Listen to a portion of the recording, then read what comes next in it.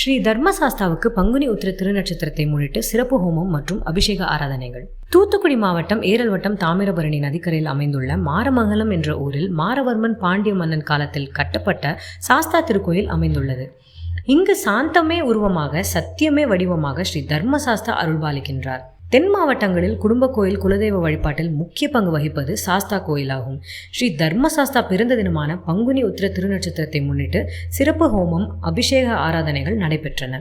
இதற்காக காலை நவகலசங்கள் பிரதிஷ்டை செய்தும் 108 சங்குகள் சிவ வடிவில் அமைத்தும் வழிபாடுகளை துவங்கினர். ஸ்ரீ தர்மசாஸ்தா மூலமந்திரம் ஜபிக்கப்பட்டு ஹோமங்கள் நடைபெற்றன. தொடர்ந்து பூக்களால் அர்ச்சனை செய்தும் மகா பூர்க்குதி சமர்ப்பித்தனர்.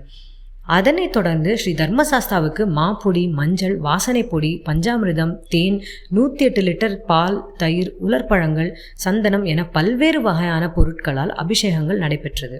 அதனைத் தொடர்ந்து பூஜிக்கப்பட்ட கும்பத்தினை ஊர்வலமாக எடுத்து வந்து மகா அபிஷேகம் நடைபெற்றது. சந்தனம், வாசனை மலர்கள், பழங்களால் சிறப்பு அலங்காரத்தில் காட்சி கொடுத்த ஸ்ரீ தர்மசாஸ்தாவுக்கு அர்ச்சனை செய்து நட்சத்திர ஆரத்தி, கம்ப ஆரத்தி, மகா ஆரத்தி காண்பிக்கப்பட்டது. பக்தர்கள் சரண கோஷங்களுடன் ஸ்ரீ தர்மசாஸ்தாவை வழிபட்டனர்.